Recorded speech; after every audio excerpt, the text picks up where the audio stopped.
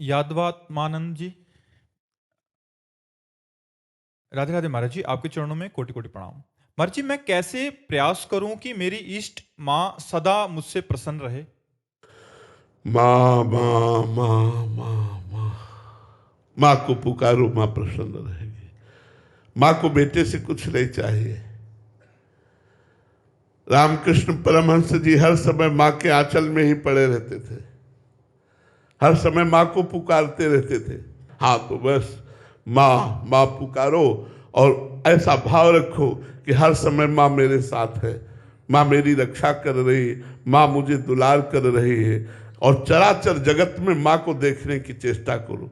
देवी प्रपन्नार्थ हरे प्रसीद प्रसीद मातर जगतोखिलस्य प्रसीद विश्वेश्वरी पाहि विश्वम त्वमीश्वरी देवी चराचरस्य।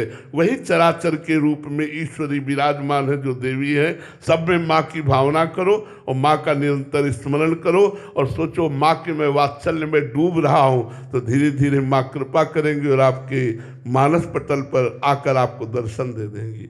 बहुत करुणामयी है माँ, बहुत करुणामयी। वात्सल्य समुद्र है, जगत जननी है ना, वात्सल्य समुद्र है। उनको पुकारो, उनका स्मरण करो। जो आपके मंत्र मिला हो उस मंत्र का जप करो और जिस पद्धति से माँ को रिझाया जाता है वो पद्धति आप स्वीकार करो और माँ को पुकारो, निश्चित वो मिल जाएंगे, निश्चित उनका दुलार मिल जाएगा। महाराज जी, आपके जीवन का कोई अनुभव माँ के साथ? बचपन से तो माँ की ही उपासना रही है। आगे चल करके वेदांत दर्शन की तरफ बढ़े नहीं तो बचपन से माँ की ही आद्या शक्ति जगदम्बा की उपासना रही है। और अब हम कैसे तुम्हें बताएं, कोई कदम ऐसा नहीं था जिसमें मुझे अनुभव नहीं होता था कि मेरी माँ मेरे साथ है। और आज भी आपको बताए, वही रूप बदल करके श्री किशोरी जी के रूप में विराजमान है। बचपन से लेके आज तक वही साथ दे रही, दूसरा कोई नहीं। ये सच्ची मानो, आज वही वात्सल्य समुद्र रूप धारण करके राधा रानी के रूप में मुझे स्वीकार किए हुए है, वही है। हम दूसरा मानने के लिए तैयार नहीं है, क्योंकि दो तत्व तो है ही नहीं, तत्व तो एक ही है। अब वो नाम विविध है, नाम विविध है। तो बचपन से दुर्गा जी की उपासना रही, तो उन्हीं की कृपा से ये सब हमें प्राप्त हुआ। और जिसको भी श्री कृष्ण प्रेम प्राप्त हुआ है वो दुर्गा जी की आद्या शक्ति की कृपा से हुआ है। गोपी जनों ने कात्यायनी माँ की उपासना की, कात्यायनी माँ ने कृपा की, तब श्री कृष्ण पति रूप में प्राप्त हुए। सिया जी ने देवी की उपासना की, दुर्गा देवी की, तब राम जी पति रूप में प्राप्त हुए। तो जहाँ जहाँ भी भगवत प्राप्ति का संयोग आता है वहाँ माँ की विशेष कृपा। ये महामाया है, ये कृपा कर दे तो सारा प्रपंच माया का हट जाए, भगवत साक्षात्कार हो जाए। इसलिए माँ को पुकारो, माँ की विनती करो, माँ की आराधना करो, उन्हीं की कृपा से होगा। ऐसे ऐसे चमत्कार देखे। एक दिन एक ढूंढी घाट है, उनमें एक संत भगवान 9 बजे तक मिलते थे, सुबह से 7 से 9 टाइम था।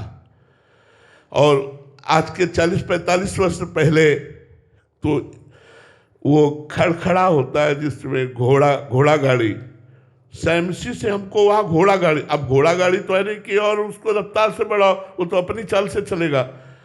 1 किलोमीटर पहले ही 9 बज गए।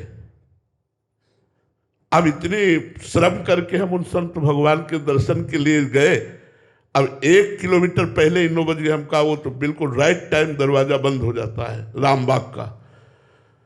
फिर भी अंदर से चिंतन किया, या देवी सर्वभूतेषु बुद्धि रूपेण संस्थिता नमस्तस्यै नमस्तस्यै नमस्तस्यै नमो नमः।